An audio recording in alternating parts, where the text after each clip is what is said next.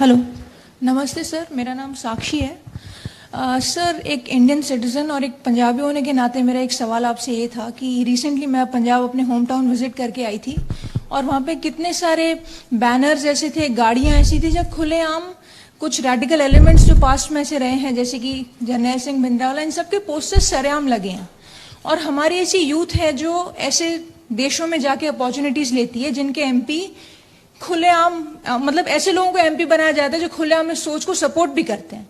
तो जब हमारी यूथ वहाँ पे अपॉर्चुनिटी के लिए जा रही है, जिन्हें हम रोक नहीं सकते क्योंकि इकोनॉमिक उसके फायदे होते हैं, लेकिन जब रेडिकलाइजेशन किसी देश के द्वारा सपोर्ट किया जाता है, इस तरीके से इन्फ्लुएंस किया जाता है, तो ऐसे देश जैसे कि कनाडा या एक्सेट्रा, ऐसे देशों के साथ क्या फॉरेन पॉलिसी रहेगी? ऐसी चीजों को कैसे रोकें? कहीं ये ना हो कि कश्मीर जैसा पाकिस्तान हो जाए, पंजाब भी हो जाए। आप ट्विटर फॉलो करती हैं? हाँ, करते हैं ना? Did you see my tweet yesterday? If you haven't, I would recommend. पिछले 2 दिन में एक फैशन चल रहा है सिंगल वर्ड का ट्वीट। हाँ, तो मुझे लगा कल कि मैं भी एक सिंगल वर्ड ट्वीट कर लूं, तो मैंने एक वर्ड ट्वीट किया, एकता। मैंने ट्वीट किया क्योंकि मैं स्टैचू ऑफ यूनिटी पर था, तो मुझे लगा इन आवर कंट्री एकता is very important and that is why statue of unity is very important. और most often when I come to Gujarat, I come there because a lot of my work is associated with that. And ये देखिए, again मैंने कहा ना कि world is very competitive place. अगर हमारे यहाँ आपस में कोई डिविजन्स हो, ये लैंग्वेज के हो सकते हैं, धर्म के हो सकते हैं, एथनिसिटी, जो भी हो, दुनिया में ऐसी ताकतें होंगी जो उसका फायदा उठाना चाहेंगे और पहले उठा भी चुके हैं। माने अवध में जब आए थे वो ऐसे ही आए थे, वो माने बट कहीं ना कहीं उनको 2 लोग लड़े, वो बीच में घुस गए, किसी का फायदा उठाए और उन्होंने अपना काम कर लिया। So it is very important for us at home Ekta. और जो आप कह रहे हैं, अगर बाहर की पॉलिटिक्स या बाहर की सरकारें जो भी हैं, अगर वो ऐसा कुछ करें जो हमें नुकसान पहुंचाता है, we should first of all have the courage to call it out कि ये नहीं, हमें बर्दाश्त नहीं करना चाहिए, ना चुप रहना चाहिए। So if they do something which affects us, if we can take a position on oil for the common citizen, 100% we can take a position on national unity of the country, and we are doing it. That also I will tell you. I mean, some time ago I had because आपने specific एक reference लिया, I will tell you very frankly. Some time ago I had conversation with my Canadian counterpart and I told her very frankly, देखिए, आपको vote bank politics अपने यहां करना तो कर लीजिए, वहां बैठ के मेरे यहां नहीं करिए. This I will not accept. So you know, I will envy the person who is foreign minister in 2047, but I will tell you one thing. To be foreign minister of Narendra Modi government is also a great strength. And there are core beliefs, there is confidence, there is a attitude. How is India's defence dependence on Russia affecting Australia's relationship with New Delhi, and have you raised it with your counterpart today? I think that question's just been covered, to be honest with you. Indian community leader? Pavan Luthra, Indian Link Media Group from Sydney. Minister Jaishankar, there seems to be a diplomatic war brewing between Canada and India. On 23rd September, India issued a travel warning for its citizens, warning them about traveling to Canada, citing a sharp increase in incidents of hate crimes, sectarian violence and anti-India activities in Canada. Canada, in turn, has issued similar warnings of traveling to India for safety reasons. The Indian travel warning seemed to follow a Khalistan referendum voting in Brampton on 18 September. Will we come to the question? The question is, how concerned are you about these kind of activities spreading internationally as the community grows, especially in Australia? No, look, I want to be very clear here.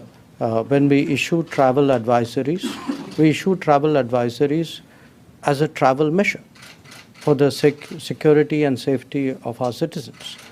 So I would urge you not to read something into a travel advisory which is beyond the advisory. What some other country does presumably reflects their thinking and their policies. As to the Khalistani issue that you have raised, from time to time we have engaged the Canadian government. I have myself engaged my counterpart on this issue, and we have flagged the need to ensure that freedoms in a democratic society are not misused by forces which actually advocate violence and bigotry.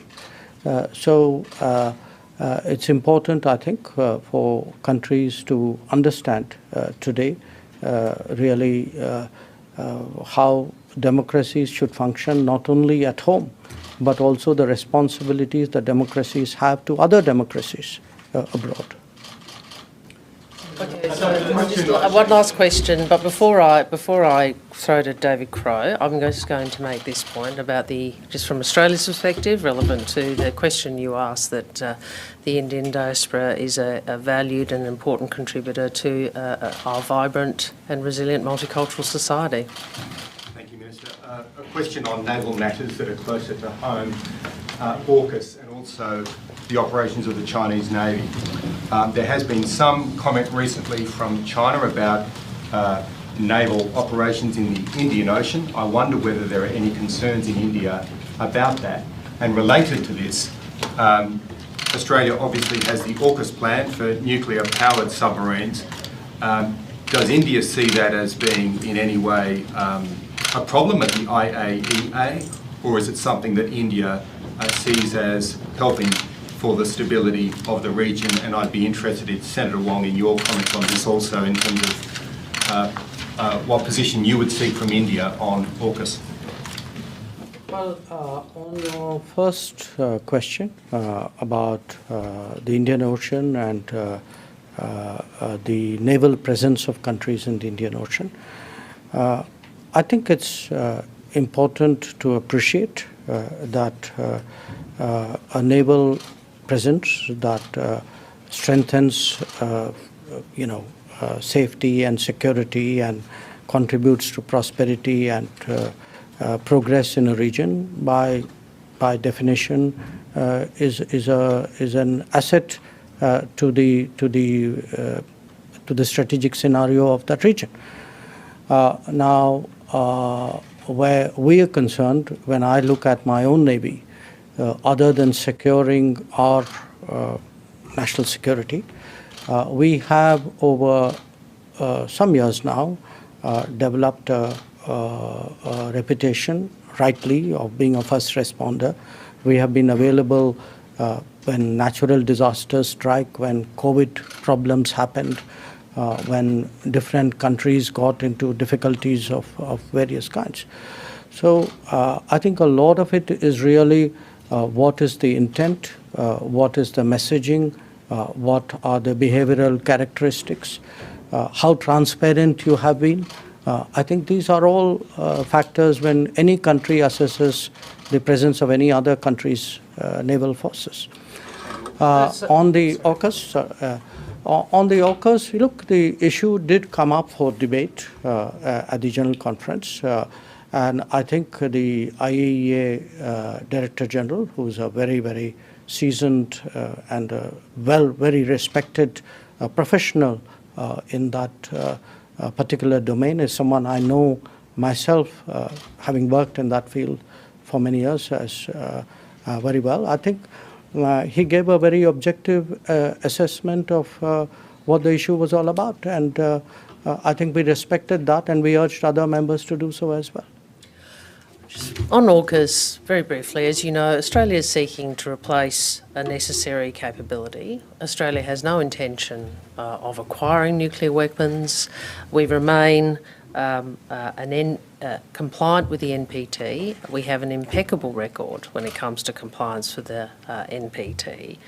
And we are working through and will work through with the IAEA to ensure that that record stands with full transparency. And that was what we indicated very clearly to the conference.